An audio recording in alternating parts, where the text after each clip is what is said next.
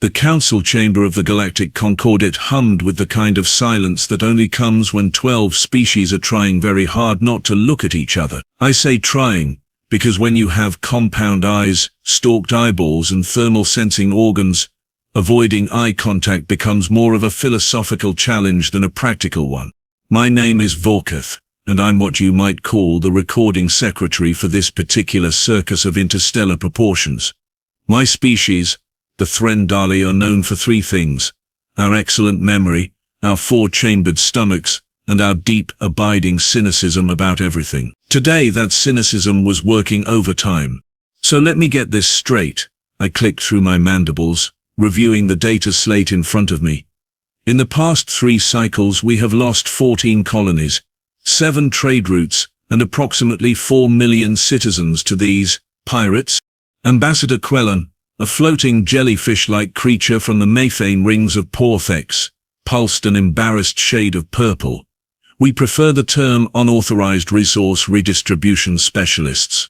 Oh, I am certain the 4 million dead citizens appreciate the distinction, I replied, letting the sarcasm drip like acid rain. I will make sure to update their memorial plaques accordingly. The Pirate Coalition, as they called themselves, had started as a minor nuisance approximately 8 standard months ago. A few ships here, a cargo hold there. Standard criminal behavior that any reasonably competent security force should have squashed like a Brevian slug under a gravitational press. But then something changed. The pirates got organized. They got smart. And worst of all, they got bold. Commander Thraxis, a 6-armed reptilian from the war moon of Krall, slammed 3 of his fists on the table. We should have crushed them when they were weak. Now they mock us. Yesterday they transmitted a message calling us the Galactic Concordat. They made a joke, a word joke, about our sacred institution. Yes, truly the greatest atrocity, I muttered, updating my notes. Not the millions dead, but the pun. That is what keeps you up at night. Thraxis hissed at me, but before he could respond, the holographic display in the center of the chamber flickered to life.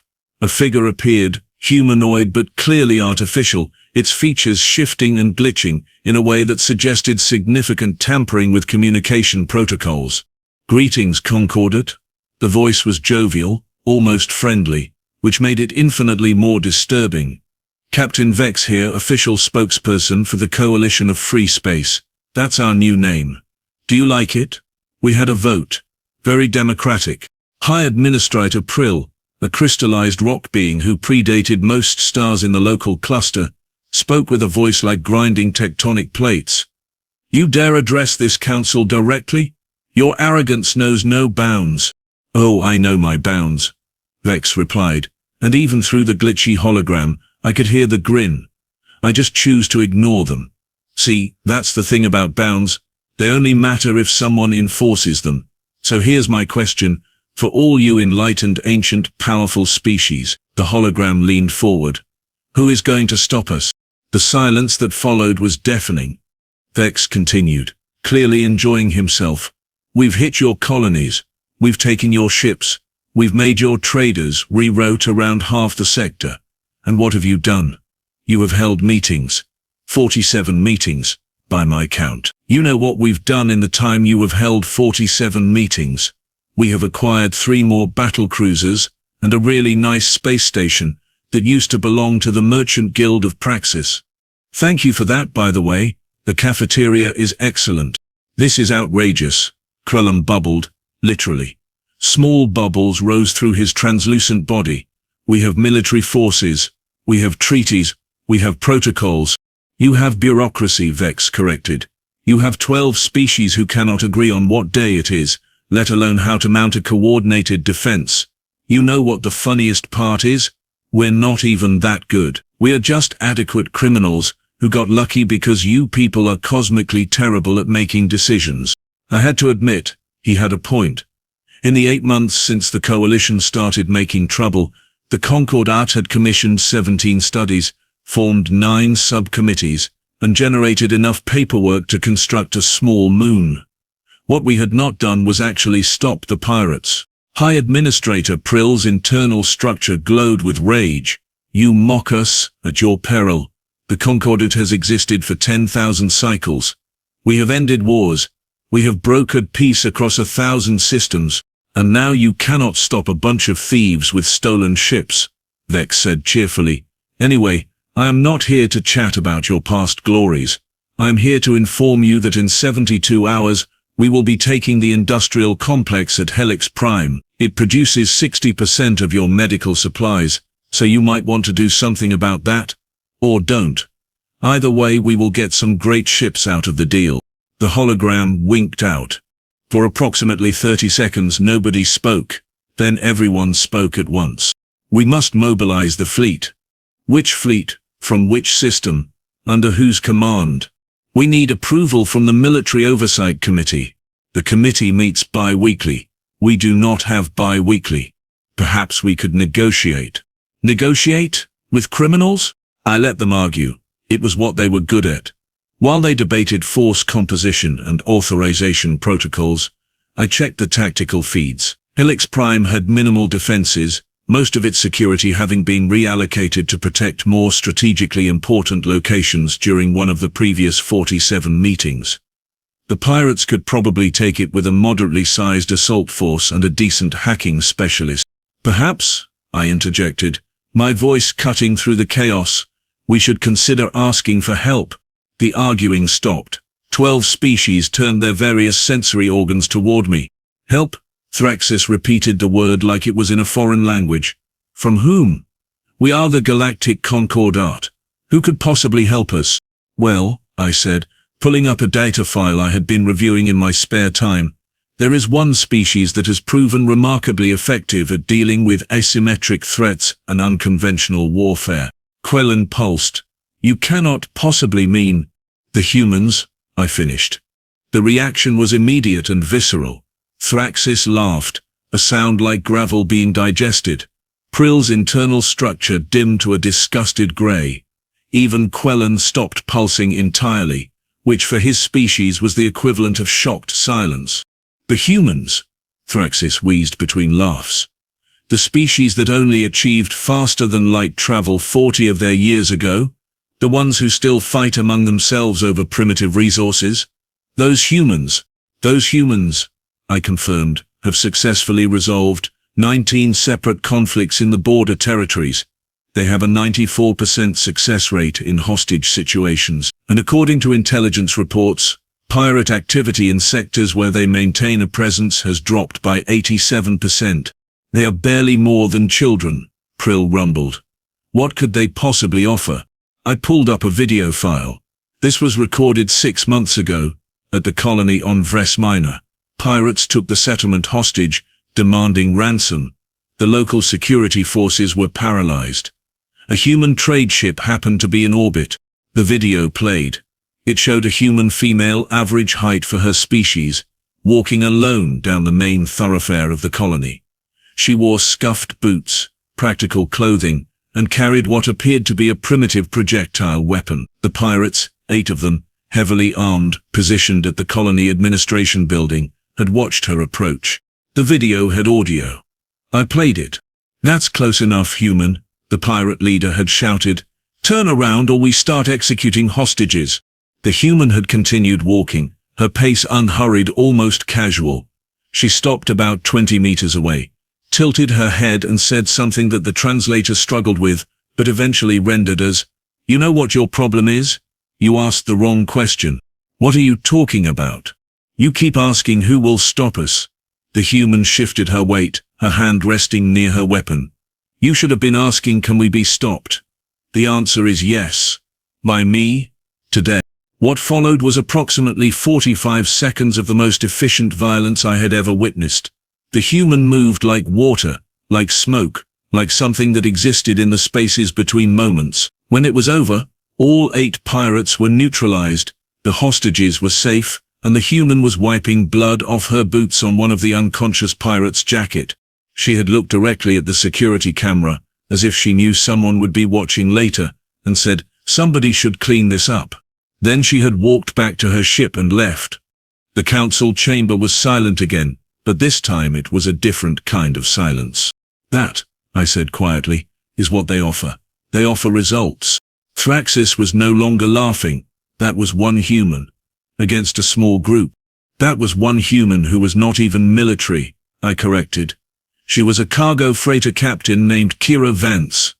She stopped to refuel and ended up saving 200 lives because she happened to be in the area and was mildly annoyed by the situation. Mildly annoyed, Quellan repeated faintly. I closed the video file. The human military, from what I understand, is significantly more motivated than mildly annoyed, and they have been tracking the pirate coalition with interest. Apparently some of the pirates have hit human trade ships. The humans take that personally. High Administrator Krall glowed thoughtfully. You are suggesting we hire humans as mercenaries? I am suggesting, I said carefully, that we admit we have a problem we cannot solve with committees and meetings, and we bring in specialists who excel at solving problems quickly, efficiently, and with extreme prejudice when necessary. It would be humiliating, Thraxis muttered. More humiliating than being mocked by pirates? I countered. The silence stretched. Finally, Krall spoke. Contact them. Discreetly. Find out what they want. If their terms are reasonable, we will consider it. I filed the decision, noting the time and date. 3 hours later, I transmitted the request through secure channels. The response came back in 17 minutes, which told me the humans had been waiting for exactly this call. The message was brief. Send coordinates. We will handle it. No negotiation.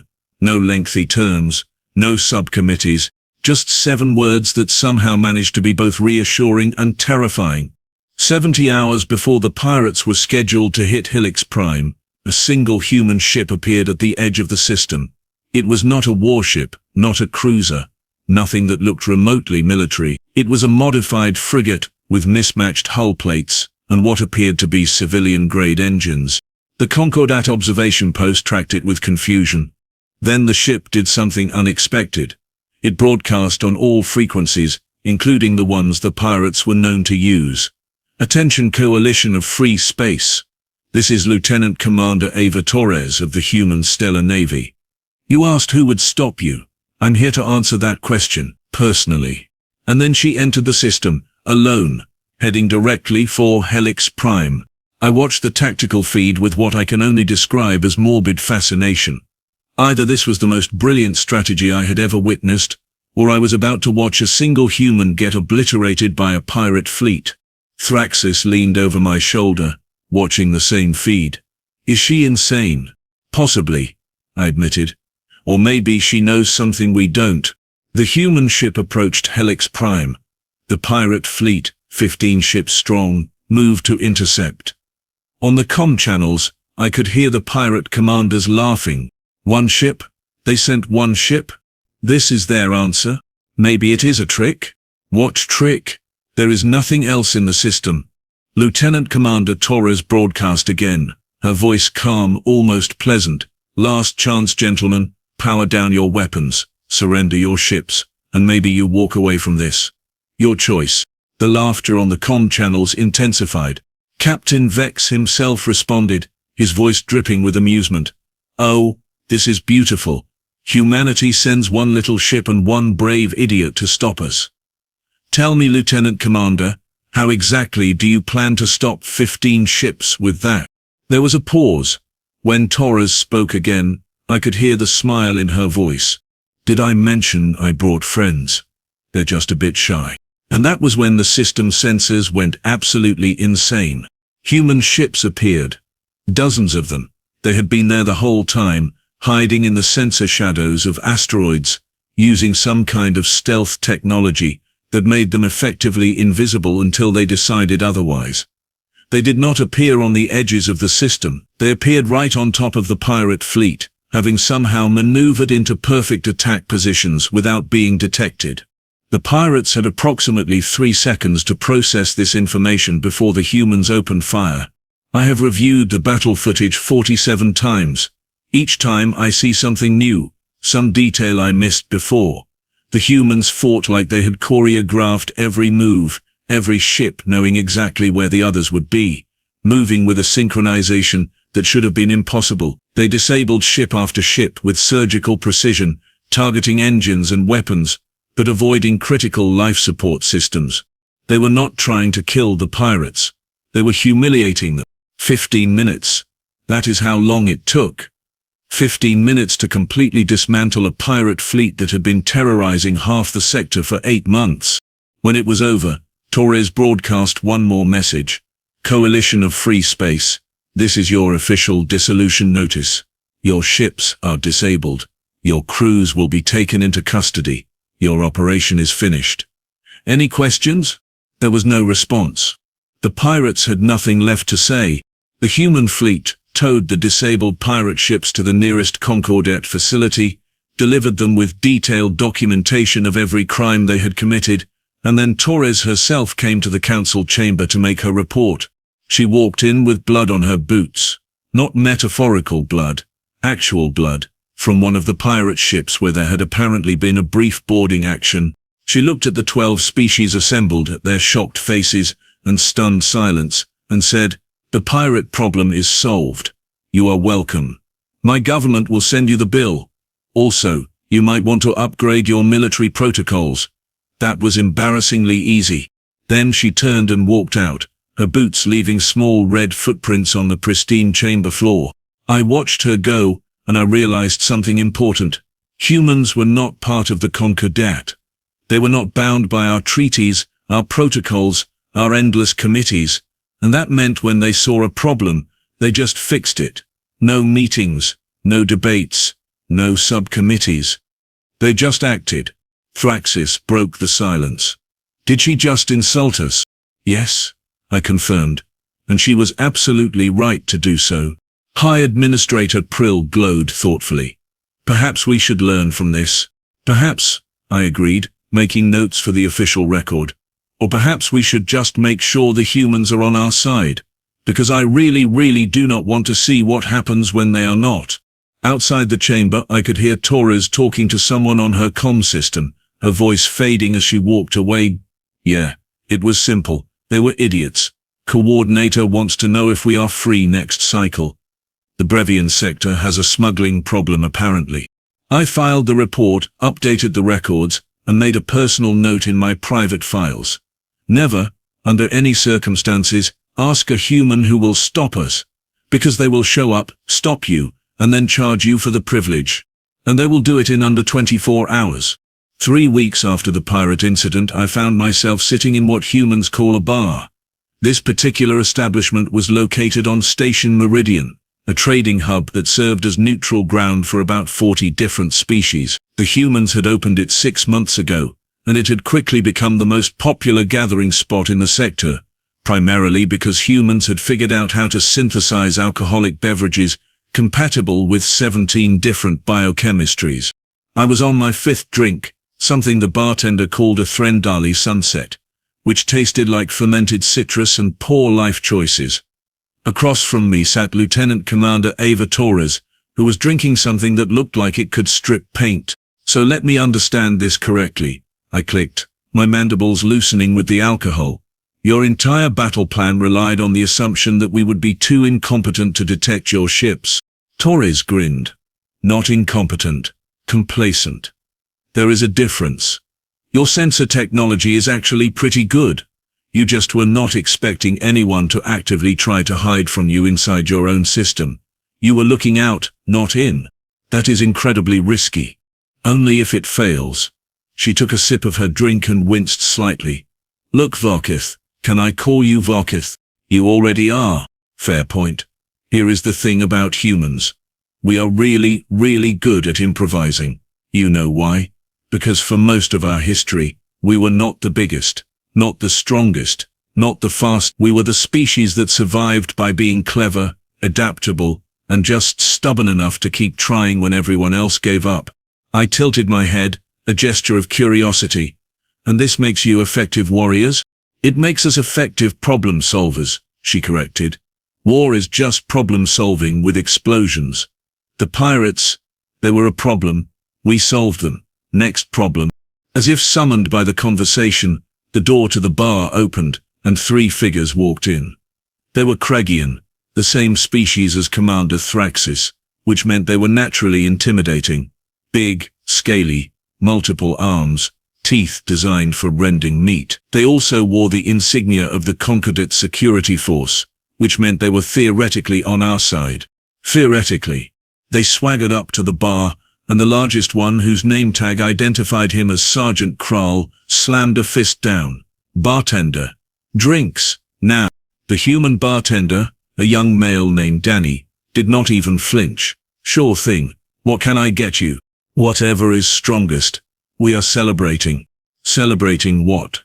Danny asked, already mixing drinks.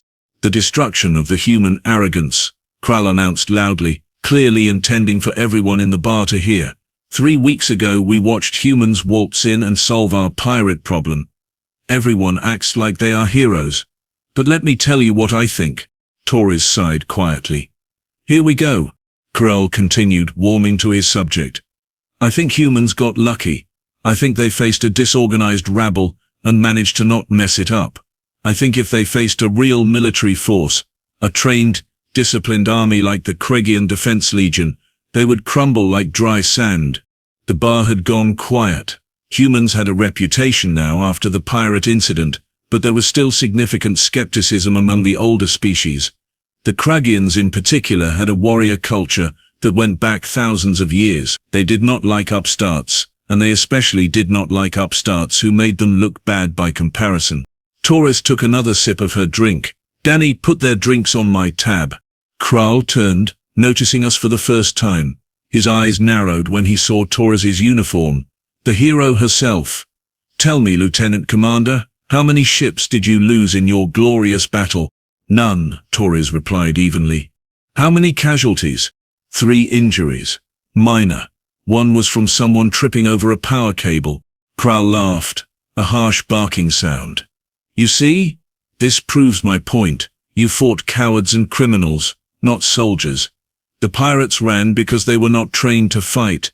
A real warrior would never surrender so easily. Torres set down her drink. Are you saying your people would have done better? I am saying my people would have actually fought. We would not have surrendered our ships without a real battle. We have honor. Honor, Torres repeated thoughtfully. That is interesting. You know what I think about honor? I do not care what you think. I think honor gets people killed unnecessarily, Torres continued, as if he had not spoken. I think honor is what you talk about when you want to justify poor tactical decisions. I think honor is a luxury you can only afford when you are winning. Krall's scales rippled with anger. You insult the Krallian way. I am critiquing your strategic philosophy, Torres corrected. There is a difference, but if you would like to test your hypothesis, I am open to a demonstration. The bar went from quiet to silent. Even the background music seemed to hold its breath. I leaned toward Torres. What are you doing? I whispered. Probably something stupid, she whispered back. Then, louder, Sergeant Krall, I propose a war game. Your team against mine. We can set it up in one of the station's simulation pods. Full tactical scenario. If you win, I will personally apologize to the entire Concordat Council for humanity's presumption. If I win, you buy drinks for everyone here and admit that maybe, just maybe, humans know what we are doing. Krall's companions were making warning gestures, clearly thinking this was a bad idea. But Krall was too angry and too proud to back down. Accepted. When? How about now? The station has pods available, unless you need time to prepare? A Krallian warrior is always prepared. Excellent. Danny, hold our drinks. This should only take about 20 minutes. I followed them to the simulation center, along with about 30 other patrons who smelled entertainment. The simulation pods were sophisticated pieces of technology, capable of creating fully immersive tactical scenarios that felt completely real to the participants. They were primarily used for training, but occasionally for settling disputes like this. The scenario was randomized. A planetary assault scenario, where one team had to defend a fortified position while the other attempted to take it. Each side got 20 simulated soldiers, identical equipment, and full tactical control. Krall's team drew defense. Torres got offense, which was generally considered the harder position. They entered their respective pods. I watched from the observation deck, where holographic displays showed both perspectives. The Krallian strategy was straightforward. Establish a perimeter, position heavy weapons, create overlapping fields of fire. It was textbook defensive doctrine, exactly what you would expect from a military academy.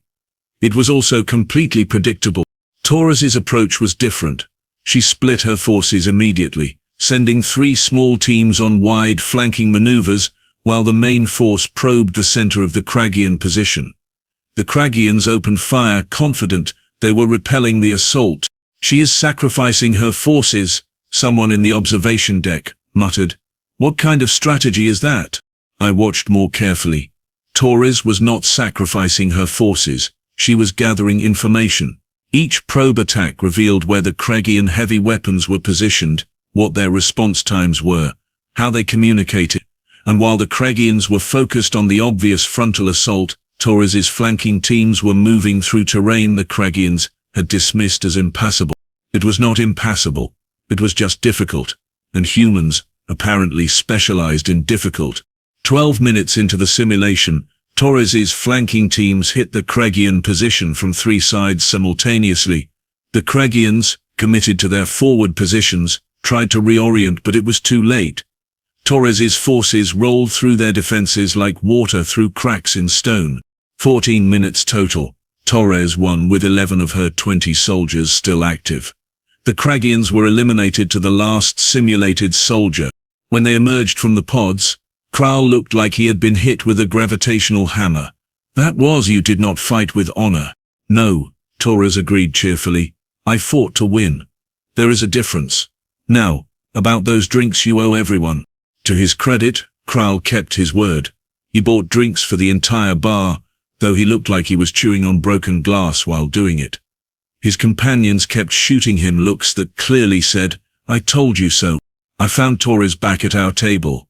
"That was educational."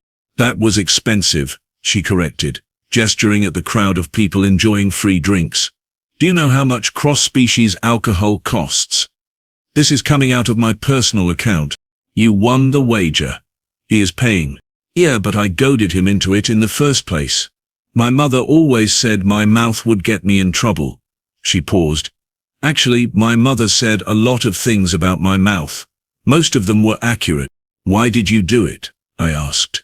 "The war game. You had nothing to gain." Torres looked at me with an expression I could not quite read. "Yes, I did. The Concordat is scared of us now. After the pirate thing, everyone looks at humans like we are either miracle workers or dangerous lunatics. Neither perception is helpful long term. We need to be allies, not mercenaries. We need mutual respect, not fear or awe. And humiliating Sergeant Krall accomplishes this how? I did not humiliate him. I taught him something. There is a difference. Tomorrow he is going to review that simulation footage. He is going to see exactly how I beat him, and he is going to learn from it. That makes him better. That makes the Concordat better, and that makes it safer for everyone, including humans. I considered this. You are more strategic than you appear. I contain multitudes, she said, finishing her drink. Also, it was kind of fun. Did you see his face when he realized my flanking teams were coming through the ravine? Priceless. The bar door opened again. This time, it was a figure I recognized immediately. Captain Vex, the pirate leader. Walking every weapon in the bars suddenly appeared in various appendages, hands and pseudopods. Torres's hand went to her sidearm with practiced ease. Vex raised his hands. Peace! I am not here for trouble. I am here because I was released this morning, and I owe someone an apology. He walked directly to our table, ignoring the weapons, tracking his movement. Up close, I could see he was human, which I had not realized from the distorted holographic transmission. He was older, scarred, and had the look of someone who had made a lot of bad decisions and lived to regret most of them. Lieutenant Commander Torres, he said formally, I am here to inform you that you were absolutely right. We asked the wrong question. We should have been asking if we could be stopped. The answer, as you demonstrated, was yes.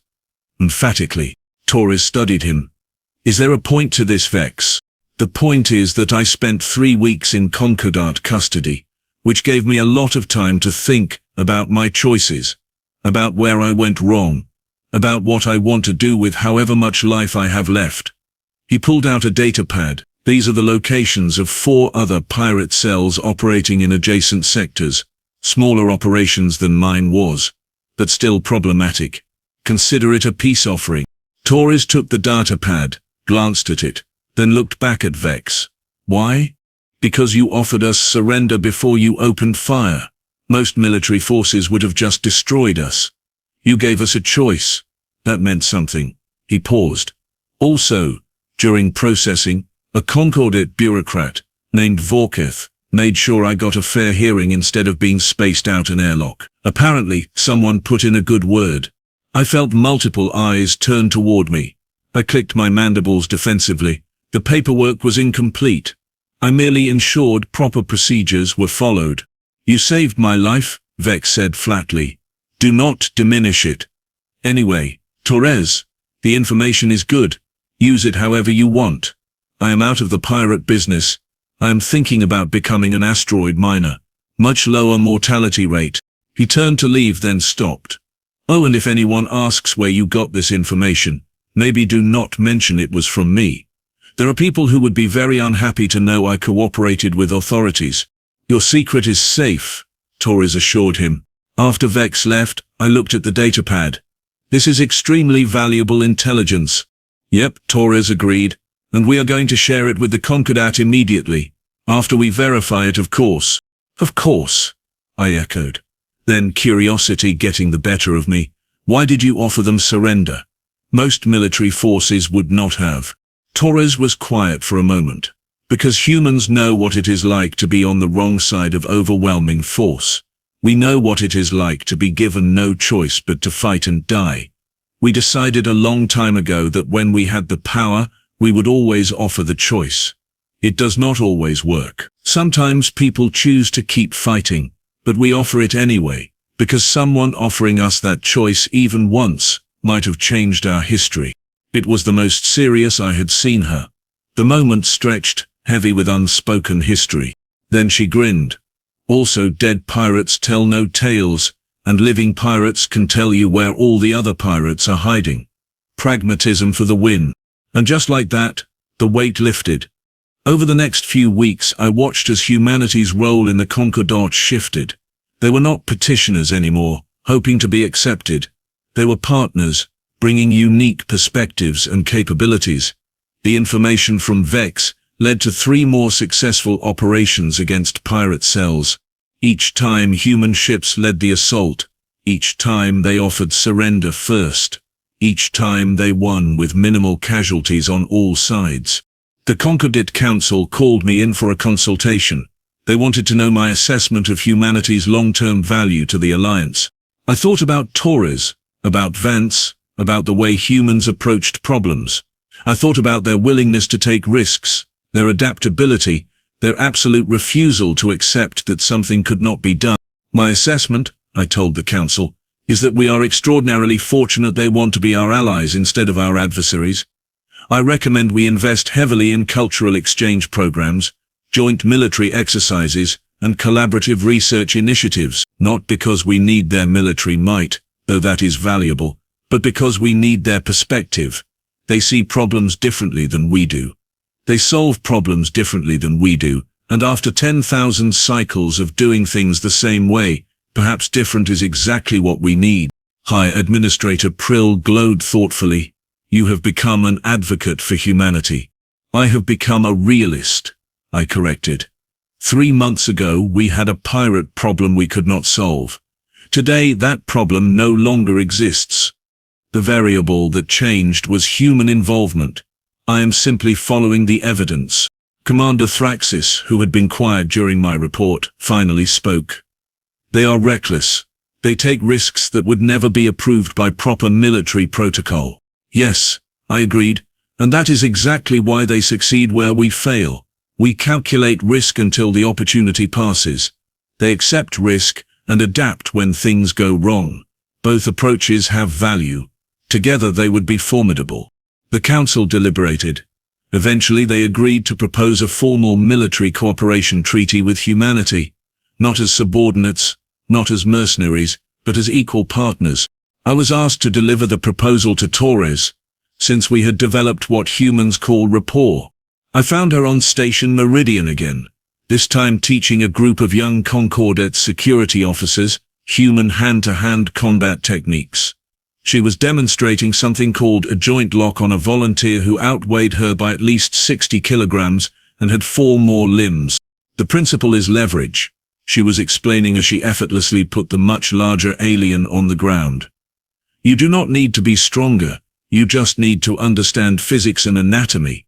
Every species has joints. Every joint has limits. Find the limit, apply pressure. The volunteer tapped the mat frantically. There you go, submission achieved without serious injury. She released the volunteer and noticed me. Vorketh, come to learn some moves. I am here in an official capacity, I said, producing the data slate with the treaty proposal. She read it quickly, her expression shifting from casual to serious.